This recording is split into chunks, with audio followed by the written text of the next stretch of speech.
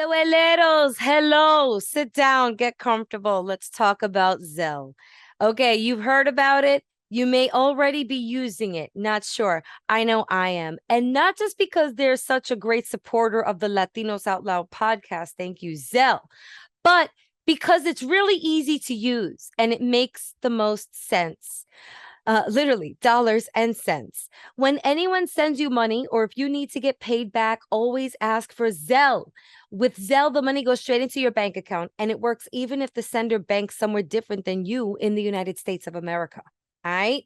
Look, I be going out with the kids, the moms, the dads, the nannies, the grannies, the tios, the tias. We all sometimes hang out. We go to the park. We like to bring pizzas for the kids, granola bars. You got to mix it up, healthy, not healthy.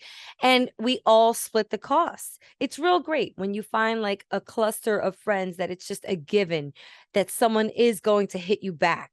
And in this case, the like group of moms that I be rolling with, they see me rolling. All the moms and dads, we use Zelle and we pay each other back with Zelle.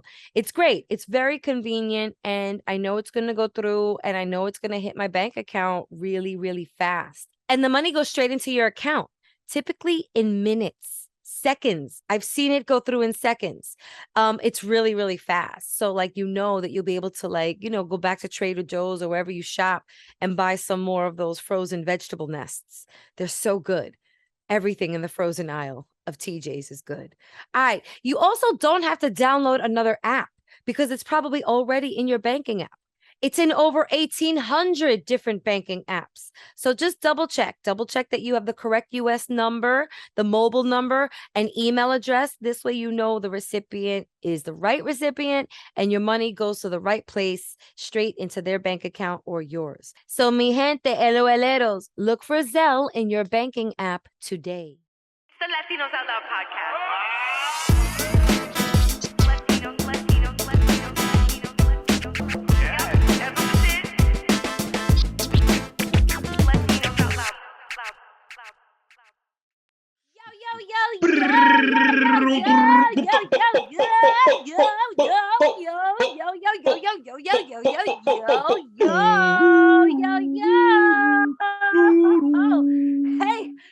Hey, how's it going? Have a seat and welcome. Come on down by the fire pit. Guys, bring your marshmallows, your graham crackers, and your milk and dark chocolate. White chocolate if you're nasty. It's the Latinos Out Loud podcast. Yeah. That's what this is. LOLP. Mm-hmm. And who are you speaking? Who is Oh, me, the one speaking mademoiselle. right now? Je m'appelle Rachel. Parlez-vous français, oui or no? What's up? It's your girl, Rachel La Loca. Hi. Hey, What up, Jay Fern? what up, Jay? Hi, Jamie. What's good? Frank What's Nibs from good? the Heights. You know how we do, baby. Hey, Frank Nibs over there. Look at your, if you look up at a scaffolding, I might be there, right? I'm there, man. Who's just I'm I'm there. there. live from the scaffold. It's Frank Nibs. If you got a beach chair and a scaffolding, I'm there. I'll see you. We'll have drinks. Hey, guys, we got to make the best of everything around us. You know what I mean? Yes, No, I I'm hoping actually- and praying for one. You actually, because I had doubts. I've only seen it from afar. You showed me video, or you had Right. you sent us video. Well, Rachel's been there, but you sent me video of how it looks like. And Going you were out to highly the impressed, window. right? I told you. I was. It does look like. I mean, I there's wouldn't a fear rug for my- down, for Christ's sake. There's a rug on it. Of course, Yeah. it's impressive. I thought I would fear for my life. You know what I mean? Like if I went on there, but it actually looks pretty sturdy, comfortable, nice view. I can't wait to have you, Jamie. I can't wait to have And you said that construction is for like 3 years? For 3 So years. The fact that it's also like temporary and you really have to We got to take advantage of it. appreciate it while you have it. Like that actually adds some. I'm gonna extra wrap the tree. I'm gonna wrap it in Christmas lights for this Christmas. So it's gonna look very, Christmassy. It's gonna look beautiful. So the So, city I'm- doesn't care. The people who put that up, they don't care what you do. To I the got to staff. hook up with the super, man, and the landlord. Frank Yeah. Spursy always got the hookups, man. My landlord came to my house. He's like, "Wow, you've made this look very nice. I'm very impressed." I told him, "Come on." I took him out through the window. I made him sit on the beach chair I have there. I mean, I offered him a drink. There's so much you could do. You can open up a business and start selling stuff off the scaffold. Well, yo, Halloween is coming, so that's my spot. I think I'm gonna hit people with eggs this year with Halloween from up in the scaffolding, like the old school days. So Jamie, Rachel, don't walk by my block. I don't want hit you or anyone else with eggs. You know. How are you still doing that? Why? I mean, it's coming back. I think it's coming back. Last year I saw some eggs on the floor. I think it's coming back. So I'm gonna have a few of the guys around the block. We're gonna go up to the scaffolding, and whoever comes by, and you know what makes me sad? You know what makes me sad? When I walk down the street the day after Halloween and I see them Trader Joe's brown organic eggs. I'm like, those are expensive, man. You know what I'm saying? I wouldn't throw those. Those are organic. That's a lot of money right there. Nah, yeah. Mother's eggs. Come on, stop it. Wow. Stop it with the egg. We don't need an egg shortage, Frank. You know. Hey. People around Halloween, you know, sometimes we had to go to Jersey. They wouldn't sell it to us in the city, so we might have to go to Jersey to buy them. But Rachel, please don't take out the kids around my way, please. I don't want any problems, please. No, we do Upper East Side trick or treating. I would recommend that. That's the best thing. That's the good candy there. You get some you get like some Godivas, you know, you get the good stuff there. Diva, exactly. We don't want that like Halloween candy from 1989 that they're giving out in the Heights, you know, the Brocs. We don't need none of them. We don't need those caramels that'll take out a filling. I need a you get like caramel. Toblerones and shit. I mean, it's not big ass Toblerone. They don't even fit in the bag, in the candy bag. I'm like, did you just get this from duty free? How did you just land from France? How are you giving my kid a Toblerone? Ferrero Rochers. All of them. It's like, damn, these ain't cheap. I know these Ferrero Rochers. Can I have them, man. Oh, man. Rocca, bring it all the bougie stuff. Peruvinas. Oh, man. In the hood, they used to give you an apple with a razor inside. Like, come on, man. Like, don't they do that in prison too? Nah, they do it. They used to do it in the hood too, man. Like sometimes you used to get an apple and you would crack it, and they used to like put razors in in there. First of all, that's the kids. That's the kid's fault. I ain't eating no apple that somebody gave me. I throw that away. Yeah, I'm looking for the good shit. I ain't looking for no fruit. Why, if this ain't candy coated, why are you giving me an apple? It's Halloween. You know, you got vegan people, healthy. You know, they don't want to give out, you know, candy to kids, and they vegan give you an kids. If there's vegan kids, I'm like, just leave. You know, this isn't for you. This holiday isn't for you. Might you have some celery? Yeah. Do you have any gluten-free candy? Trick or treat. Give me some rice cakes to eat. Rice cakes. Give me something healthy to eat. That ain't no. Meanwhile, I love 99-cent store don't sell healthy shit at all. That's where I got these candies. All right, guys. Well, something else we did when we were around 8 years old. Well, I know something that I did was I started video gaming. Yeah. I started playing video games, and I didn't really consider myself a gamer until we had this guest on the Latinos Out Loud podcast. It was very exciting to have Erin Ashley Simon on the show. She is a culture shifter, y'all. Okay, look her up on Twitter. She's Erin A. Simon. She's talent. She's an entrepreneur. She has a big stake in the gaming industry. She's doing stuff with sports. I'm like, she's everywhere. Frank just found some new news about our girl Erin in the last couple of days, right? What's Erin up to NFL now, Frank? She got a deal with a gaming deal with the NFL. Yeah. Let's go. Girl got game. She got game. She got game. So exciting to see an Afro-Latina doing her thing in this space. So guys, why don't we get into this interview with Erin Ashley Simon? Yo, yo, yo, yo, yo, LOLeros. Ambitious hiring goals for the last quarter of 2022? Well, with a powerful hiring partner, big goals are no big deal. You need Indeed. Ooh, I like the rhyming scheme there, Rachel. Thank you. Can't take the credit, but shout out to Indeed. But Rachel, you are right, because Indeed is the hiring platform where you can attract, interview, and hire all in one place, all right? It's a one-stop shop to get a job, okay? Way to spell it out. And the great thing about Indeed is that it makes it so easy to start hiring, all right? It takes 10 minutes or less. Wow. It takes more for me to get a pizza when I order it, you know what I'm saying? Right. And you do that a lot. I do that a lot because I need to learn how to cook more. But like I said, Indeed makes it easy. It takes 10 minutes or less for most SMB employers to post a job. Wow. So this is great. I mean, I just love it. I love when anything's easy, right? Frank, what are your experiences with Indeed? I mean, it sounds like people hate waiting. And since people hate waiting, I got good news. Indeed's US data shows over 80% of Indeed employers find quality candidates whose resume on Indeed matches their job description the moment they sponsor a job. So like right away, guys. Talk about not waiting. This is a beautiful thing here, guys. And check it out. LOeros, start hiring now with a $75 sponsored job credit to sponsor your job post at Indeed.com/LOL. That's Indeed.com/LOL. This offer is good for a limited time. What a gift, Jamie. That is un regalo indeed. Guys, go to Indeed.com/LOL now. This is a gift of $75. It's a credit of $75, loco y loca. Dale pa' allá. Go to Indeed.com/LOL. They make it so easy for you. Terms and conditions apply. And yo, you need to hire? You need Indeed.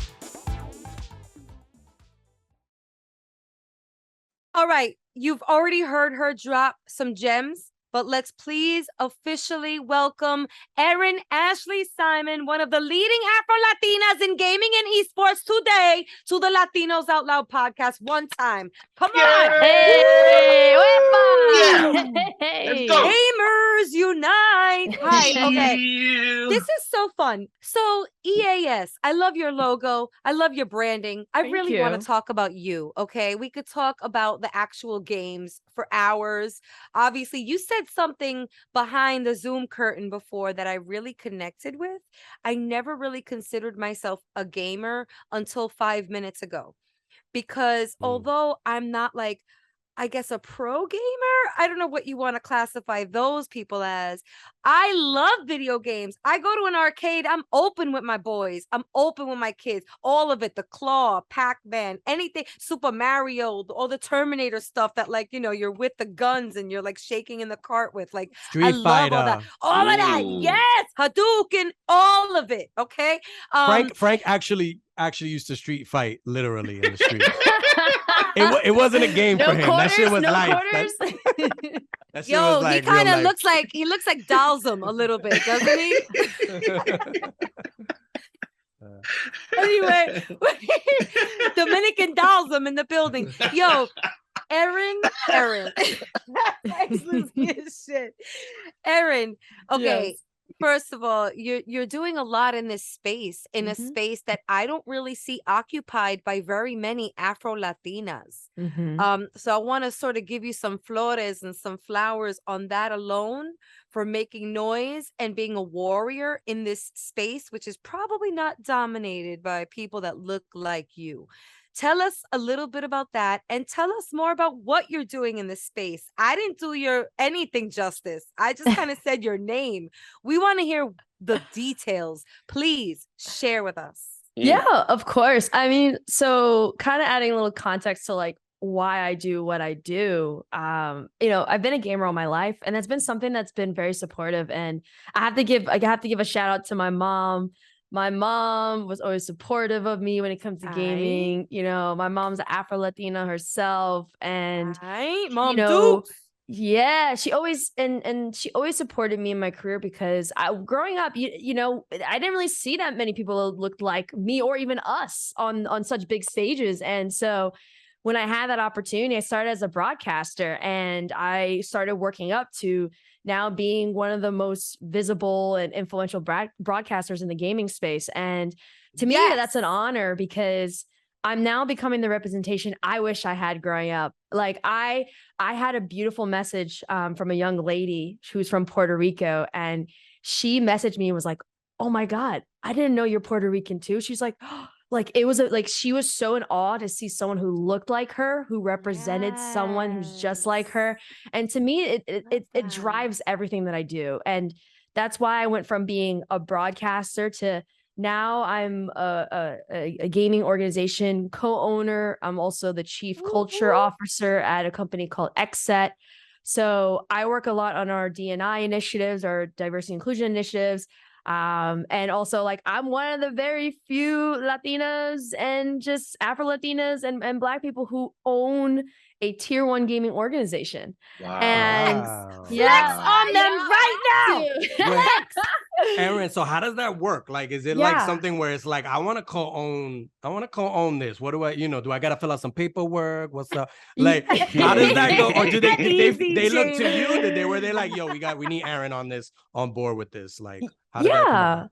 So what happened was, my friend and colleague Clinton Sparks, they used to work for another gaming organization that is now like millions of dollars, and they wanted to create a gaming org that was truly diverse. That, a lot of us executives, we felt that there's various different companies in the gaming space that talked about diversity and inclusion, but they didn't walk that walk really. And so we were like, hey, we all are very influential, very impactful in what we've done in gaming entertainment. Several executives built a really massive gaming organization.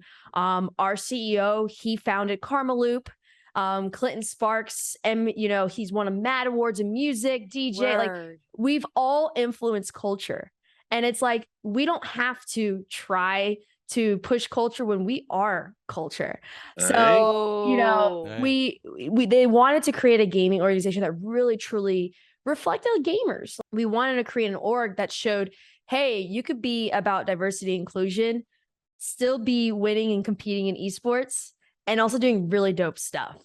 And so they brought me over. And when I went over, I said, hey, if you're going to be about D&I, you're going to have me come work on this from ground zero, I need you to give me equity. And they did not blink an eye. The CEO was like, bet, we'll give you equity. And I didn't want to build something that wasn't my own. And because for too often we're put in those positions where we build something else for someone else and we have no ownership for it. And so I was like, no, I want to teach the next generation, aim for ownership. Don't just get that check. Get that equity, get that stock. That's how you get generational wealth. And can you negotiate for me on my next Jamie? I'm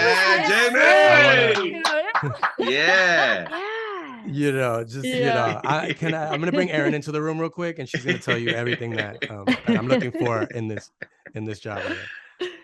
Good for you. Thank you. Erin, quick question. Me and Rachel and Jamie have told them many times about the metaverse. Is the gaming world and the metaverse kind of intertwining eventually? Oh no, video games are the blueprint for metaverse. Because people always talk about metaverse and Web3 and all that stuff. Gaming was doing that well before everyone else was doing. That's true. We had games like World of Warcraft, Sims, even now Fortnite. Like, video games have always created an immersive experience that people can like really jump into and mold, stories and lifestyles, and people can like live a life that they can't do in real life. So it's like gaming has always been doing that. I just think that gaming's not in the conversation as much when people talk about the metaverse, but that's also because a lot of people in metaverse don't understand gaming. Right. Honestly, a lot of people don't understand gaming, to be fair. Right. And so, Erin, that leads to me. So we're talking about metaverse. We're talking about from when you started getting into video games at whatever age, at the youngest age you were at. What other kind of ways do you think that gaming has evolved in a way that is like real, like way more important than even like people realize? Funny enough, my stepdad helped to port video games for the Commodore 64 when he was like 18 years old. So my family was in gaming for a while. It's in your DNA. Wow. Yeah.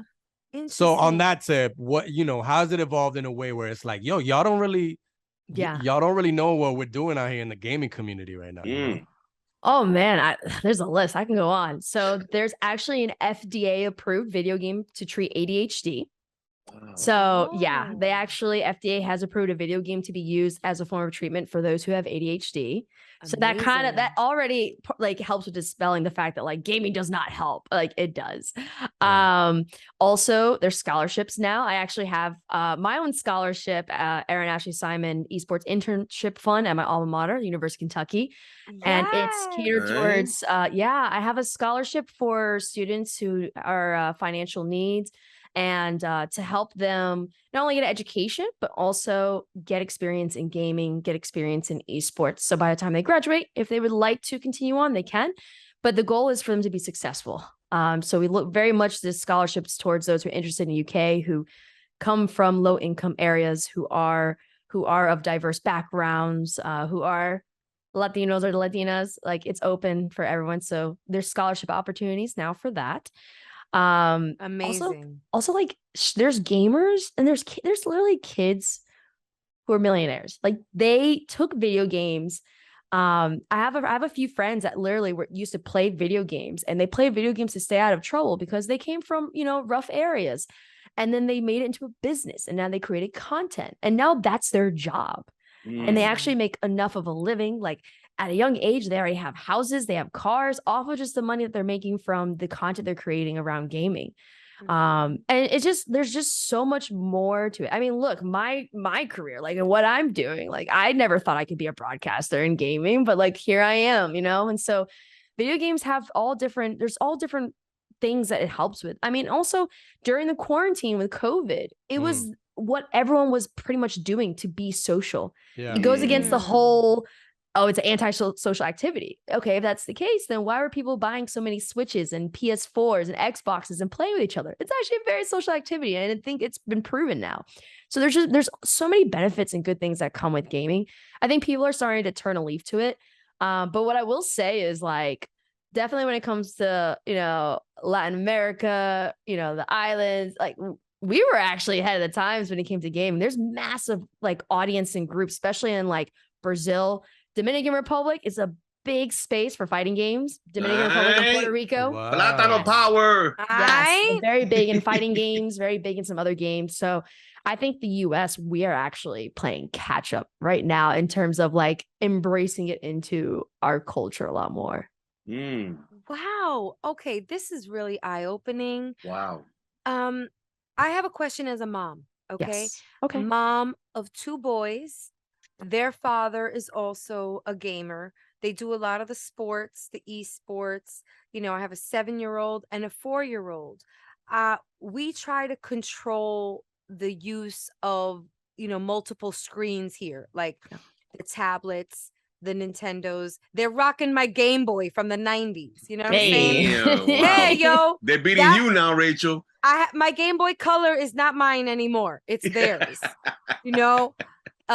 But I'm like, take care of my Tetris game. Don't mess up my Tetris game. Okay. Tetris. You know what I mean? Yeah. I swear to God, I want to just shout out Tetris real quick, because it's because of them I know how to pack groceries really well in the trunk of the car. So as a mom, that comes in handy. Okay, back to being a mom. Supermarket Tetris. Somebody make that. Yes, because you have to, like, put the, like, sodas, the 12-pack, the cans, and, like, strategically, like, the L-shaped Tetris. It should just thing, be like supermarket supplies. You're trying to like put them in there. And it's like, finally I got some Italian bread. I needed a long one right here, And it's like dropping from the sky, not the eggs. The eggs are coming. What do I do with the eggs? And then the Russian music gets faster and faster. That shit gave me anxiety, yo. Okay, anyway. Back to, like, enough with momity. Let's talk about momming serious for a sec. I really try to make an effort to monitor the screen time. And I hear you on that. Some of that screen time it's just way more educational than the world thinks. Yeah. First of all, I'm with you on the debunking of the stigma, or the thought that video games or anything on multiple screens doesn't have educational value. I'm seeing 2 kids that are becoming little geniuses, and some of that genius is being taught through these devices. So I'm somewhere in the middle, but how can I, or maybe you can share some tips on how I don't enter the danger zone of gaming addiction. What should I do at this stage of their lives to not set them up for any kind of addiction? Because that's a real thing, right? Gamer addiction. Please shed some light on that if you can. Well, I think so. That topic is tricky, right? Because I think that, like, when it comes to gaming addiction, they're still trying to define that, because they're saying, like, okay, is it gaming addiction, or does the person have an addictive trait. Personality, right? Yeah. Because, for example, right, I'm a perfect example. When I was a kid, I played for definitely 10 plus hours a week. Right after I was done my homework, I was playing video games hours upon hours. But I graduated high school with honors. I graduated college with honors. Whoop, whoop. I was a D1 athlete in the SEC at the University of Kentucky. And I'm a very successful broadcaster. Yes. Someone can view that and be like, okay, she's playing 20 hours of video games. Oh, she needs a life. I very much have a life and I've been very successful. So it's like, what is too much? Right. Like, and each kid may be different. There's some kids that, they may need more monitoring, right? Because they're not good with time management. They're not like, I feel like there's other skill sets that is definitely important for kids to have. Like sports really taught me management, discipline, all these different qualities and traits that made it so that even though I played all those hours, I still did what I had to do, and that's why my mom never complained, because she was like, why am I going to tell you to stop playing video games when you're doing everything you're supposed to be doing? You're getting straight A's, you're going out and socializing, like, and every kid's different. I just, because of sports and just my upbringing, like I've always just been very on point. I was not a trouble kid at all. I did what I was supposed to do.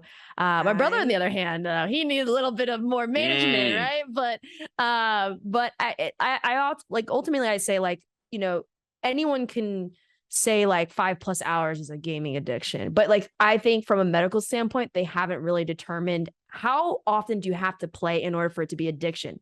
Because someone could have said I'm addicted to it, but I'm not. I could easily walk away from a video game. And I'm not like addicted to it now, but I'll play, like I'll literally go on a Saturday and literally play the whole day with friends.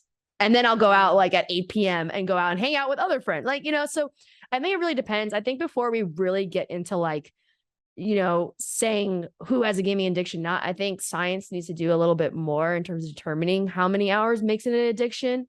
And that, just because someone may play a lot, I don't think that makes them addictive, because once again, it's a social activity. This is also like how I hang with my friends. Like literally after this podcast, my friend just hit me up and said, hey, you want to play Fortnite with Sarah and I?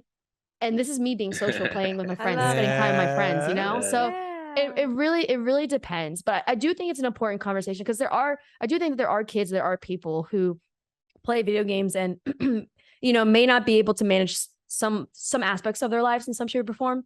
But I always say, like, is it the video game or is it something else that's contributing to that? So I think that the more we have a conversation and really just start with the educational process, really get people understanding like gaming, different habits, different things, I think we can figure it out. Because I always say too much of anything can be bad. Too much of chocolate is bad, like it's so true. Yeah. So true. Wow. Well, we got to wrap this interview. We've been talking for a while. You're such a like wealth of knowledge. Thank you. I guess if no one else has another question, I have one more else? before, because I know you're go for wrapping. it. You're gonna have a wrap-up question. The wrap-up question. Go ahead, Jamie. But this is just a fun question as far. Erin, Yeah. what is your favorite video game of all time? Yes. Ooh, Yeah. go one. And I've seen you. I was doing research on you. I saw you put Yeah. up. You had some lists. You had like a list of 4 that you liked and this and that. But I want a definitive one that is like, I'm on a desert island, and I got one system with me for only one. You only the have one rest of my cartridge. life. Wait, Only are one you cartridge. sure? Are you sure you have electricity on this island? All right, we're not. Only one game. Don't Only go one too game. much into the. All right, don't. Oh gosh, this is such a hard question. What's Wow, this is because hard. it's hard because I have favorite games for different reasons. No, I could see that. I know that you would have like. Yeah, you're going down with this Yeah. game. Go You're going specific down. with genres and like Yes. days. How I feel on the weekend is how it's different from the beginning of the week. But I just pick one Exactly. right now out of your hat. Out of the hat that you're like, all right, this would definitely be. Okay. Okay. I'll pick this. One of my favorite games of all time. Okay, and I'm gonna pick this one because it was one of the earliest games I got on the first console I was able to have for myself and didn't share with my brother, was the PlayStation 1 DualShock. Ooh. Yeah. So my Okay. favorite game is Metal Gear Solid. Yes. I Yeah, love Jamie loves that game. Holy shit. Metal That was Gear one of my Solid is hands down one of my favorite games because it was just so much fun. It was so different from anything I've played. I have fond memories playing with my brother, trying to sneak around enemies and like all that stuff. Stealth. And it really redefined the stealth genre. It paved the way for future stealth games. So I think that that is probably my top game, my number one game. I love that game too because before that, like I was used to games where you just go in guns blazing, right? Like it was just like, yo, where's the I gotta kid, I gotta rescue something and so let me shoot down the bad guys. But in Metal Gear Solid, you gotta sneak around and be like, I don't want anyone to hear me. Like, yo, it was like facts. And then so it really worked your brain. Like I felt like it was one of the first video games for me that was like, I feel like my brain is thinking outside the box as opposed to just kind of like, button smash. So I love that answer because that would probably be one of my ansers. Well, maybe you guys could have a little game though one of these days, play a Metal Gear. we just be sneaking around buildings and stuff and like I love it. don't make noise. Okay, so so Rachel now is gonna ask you like the final question, right?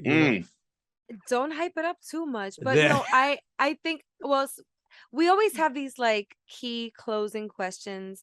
I think you're fascinating and you're like truly a wealth of information. So I asked this question and I'd love for you to take all that information that you know and like connect it with your heart and the road that you're paving for yourself.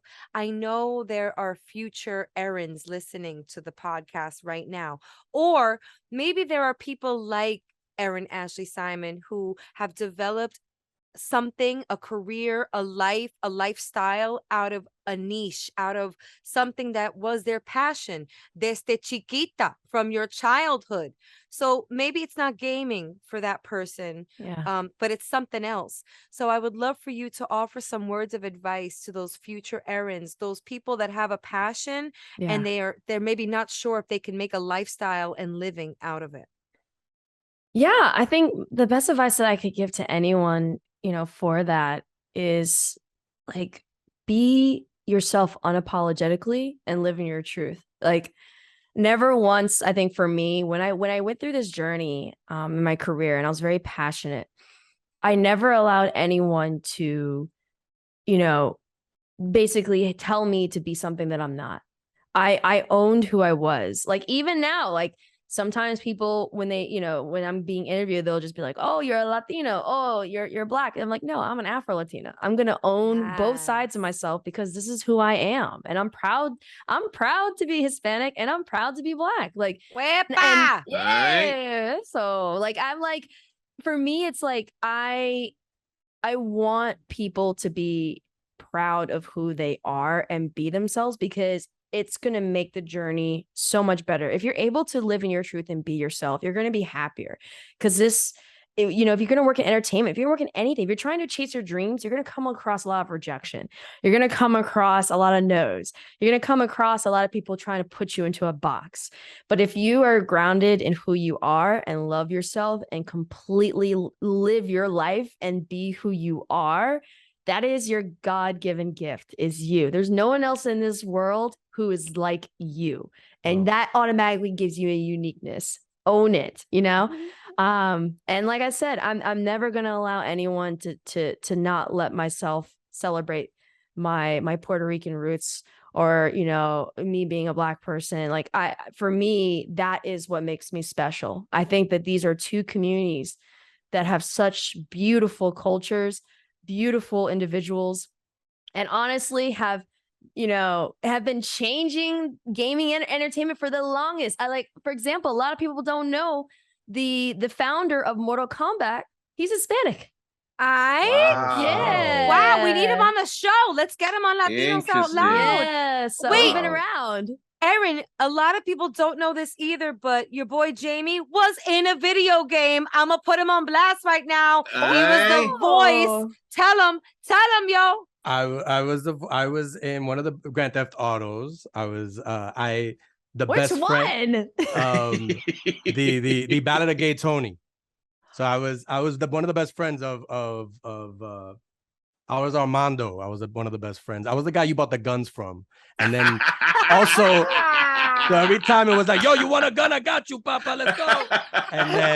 And then we would ride around and we would do adventures, and we had like the mocap and everything. And so and I said I was cursing a lot. Somebody made like Jamie was thugging, bro.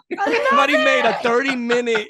Somebody once made a 30-minute thing on YouTube of all the things that I said in the game, and it was the worst. I would get so canceled now because that game came out like in 2009. Jamie, where can I find that, please? Oh my god! I gotta find this. I have it. Right, I have please it, find it. I can still play it on my on the PS4. But yeah, so that was my video game claim. Wow.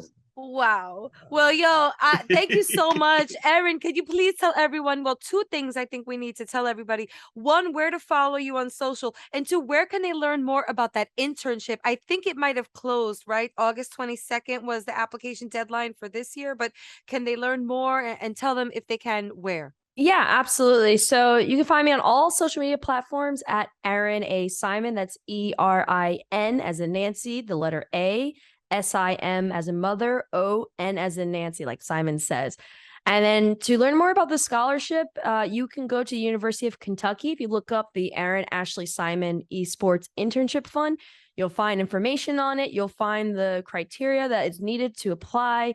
And even though it closes, don't worry. There's going to be another recipient, so you will have another opportunity to apply. But I would just highly just encourage, if you do even look up the internship, look up the just the esports program at UK. Like, it's a very solid program. It's growing, it's building. My alma mater is investing into supporting students within the gaming space and using it for educational and career purposes. So even still, go check out the program as a whole. Erin, Love after this it. interview, I can tell you straight up that you are winning at the game of life. Aye. Okay. Yes. Truly a gamer in life and Yes. changing it at the Yes. same time. Aye. Thank you for doing what you're doing and also making so much noise, because we need you. Thank you. Pa'lante, pa'lante, como un elefante. Aye.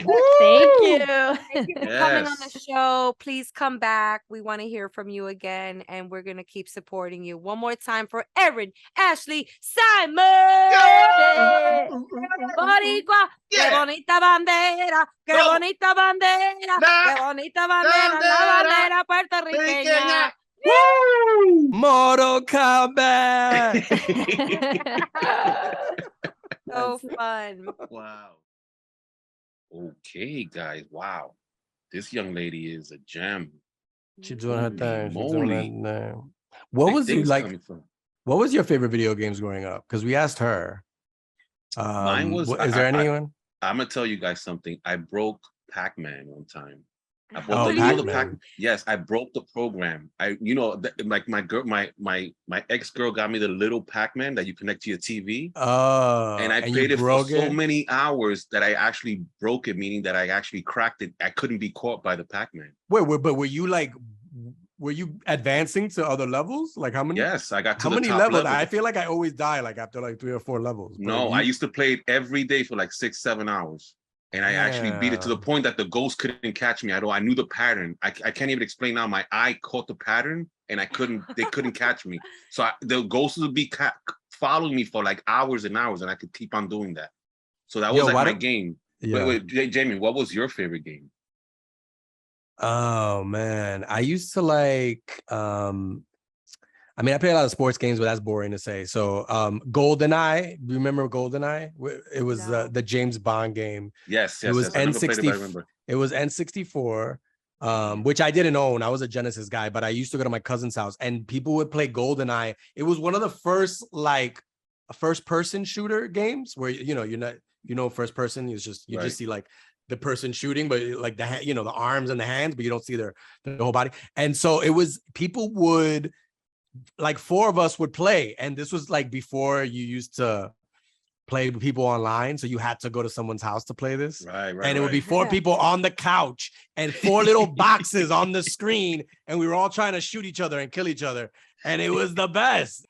I'm Rachel. gonna piggyback off of that. Like, I think, per system, I had a different favorite. Like on Atari, it was Frogger. That was my joint. Oh, You know, Frogger, jumping wow. from log to log Yeah, as a log to frog. log, yep. Classic. And then I want to say on Nintendo, I used to have to go to my friend Maria's house because she had the power pad. Remember the thing that you used to run and then jump and do the Mhm. like Olympic activities? So I used to love doing the like triathlon and like jump on the power pad. And then believe it or not, on Super Nintendo, my favorite game was Street Fighter 2. I would always Damn, play Rachel, Street Fighter really? 2 on Super Nintendo. Yeah, because all the tricks, the secret Beating kicks. people down, huh? Yeah, I used to like make it to the last round. You know what I'm saying? No, Street Fighter 2. I remember there was the arcade, the actual arcade game in front of bodegas back in the day. They don't have that anymore, but No. people You were play actually those games in bodegas, Jamie? In bodegas? Yo, the bodega, yeah, downstairs from me used to have a Street Fighter game in front of it. And how many quarters you went through there? A lot of quarters, huh? A lot of quarters. And then, of course, there were actual real street fights around there too. there were Street Fighter 2s. It usually outside. escalated and became a real street fight. And so, protect your neck, basically. Right. Like, why is Chun-Li walking around our neighborhood right now? Only Chun-Li know how to do that kick. And she's right outside 181 right now. Yeah. Oh, also one more, just because I loved it, I forgot. NBA Jam was the shit back then. Oh, yeah, man, a lot of guys. My boys didn't stop playing that. Oh, yeah, man, that's definitely an honorable mention for me. I love NBA Jam. But yeah. And what about the Marios? All the Marios. Super Mario. Of course. Come on, ColecoVision. Early Mario, the first Mario. Donkey Kong, I never got into Kong, when they started racing and shit. That's when I started tapped out. Oh, the Mario Karts and stuff. Once that started, it was like Mario jumped the shark. You know what I mean? Like it was too much. I don't want to be in like a race. Yoshi's got a car. Princess Peach has a car. Bowser's driving. Come on. Now it's just getting to be. A minute ago, I'm throwing fire at Bowser. Now I'm driving next to him. This is ridiculous. There's a whole mythology now that I don't want to get into. Like it makes no sense. In the beginning, it was just like two plumbers trying to find a princess. You don't need any backstory. But then who's being held hostage by a turtle with spikes on his back. Yeah, that's it. That's all I need to know. I don't need. I used to play Zelda on Nintendo a lot. It would give me a headache, but it was like this sick obsession that I had. Like the Legend of Zelda. That was a tough one. That was epic. Well, so yeah. Wow. This was interesting. Look at us. We went back, man. Holy smokes. We could really talk gaming because it's still very much in our culture. My children, and it was interesting talking to Erin about that. Like, my kids are getting into it and I just want to go about it the right way, without too much of an obsession. Allowing them to have fun. I know it's fun and they love it. And Donovan is super into the NBA. He's like, Mom, can we please get NBA 2K29? I'm like, it's 2022. How did that one come out already? I don't understand. They're coming out a little too fast. 2K23, 2K22, all the NBA 2Ks. Let's relax. Okay, guys, what a great episode, right? Just full of games and gamers. Games galore. Should we do a quick que lo que? Let's do it. Let's do it. 1, 2, 3, vamos a bailar otra vez. Que lo que, que lo que, que lo que, que lo que, que lo que, que lo que. 1, 2, 3, menéate otra vez. Que lo que, que lo que, que lo que, que lo que, que lo que, que lo que. All right, guys, it's que lo que, QLQ. What do you do? You listen to us. All right, here we go. Who's gonna go first? Shout out always to Yero.com, news and lifestyle platform for Latino men. Yes. Just go to their site. They always have the really great stories, interesting stories about anything and everything. So go to Yero.com. If you want to follow me, J Ferns, Instagram, J_Ferns, Twitter. Okay, who's next? Frank? Yeah, I want to give a shout out to Calixto Chinchilla for doing it again with the film festival. He ended it at Dykeman with the Afro Dominicano. You guys, the block party. You guys are very familiar with them. When you emceed for them, it was great. It looked like a great party. I didn't attend, but I'm happy for Calixto and Led Black. You know, they pushed it and it looked very successful. So shout out to them, man. Many blessings. I was there at the block party. It was successful. They had some fun activations. Shout out to RD Photography. Shout out to Dot Shot It. Shout out Yeah. to Alfredo, 12th Media. Shout out to all the talented photographers and videographers that were part of the festival this year. That footage was spectacular. Fire. Fire footage on the festival Instagram. And shout out to everybody who put that festival together. I bet you they're still sleeping. I bet you they're still recovering and still hibernating. I got to shout outs out real quick. Is it my turn? Are you finished? Yes, it Frank? is, Rachel. Yes. You know, Hispanic Heritage Month, Latino Heritage Month, Latino AEXYZ Heritage Month. We love the lists. We love the lists. And Love it. when we're featured on this list or the lists, it's just time to celebrate. So the Latinos Out Loud podcast was featured in an article on Pure Wow. You guys know Wow. that culture and lifestyle website. They got about 1 million followers on Instagram. Check them out, Pure Wow. I want to shout out the journalist that wrote us up. Shout out to Chelsea Candelario, an Afro-Latina journalist who's got her ear to the streets, and she's telling everybody how they can celebrate Latinx Heritage Month. So she basically wrote that you should check out a Latinx podcast. And shout out to all the other podcasts around us featured in this article. Por la Cultura, which is a Pure Wow podcast. Latinos USA, shout out to NPR and our friends over at Futuro Media. Spooky Tales, Latinos Out Loud, whoop, whoop, Latina to Latina, and Super Mamas. All great podcasts. And yeah, yo, I also want to shout out a Twitter mention that we just got also. Shout out to Podcast Delivery. Follow them at Podcast Delivery. They just put up a nice post for us also, just shouting out the show. We Nice. love those organic shout outs. Thank you so much. Thank you for listening. You can follow me at Rachel La Loca. Follow the podcast at We Are Latinos Out Loud, Latinos Out Loud _ on Twitter. Give us a call, 978 Latinos. And on that note, I believe we are out.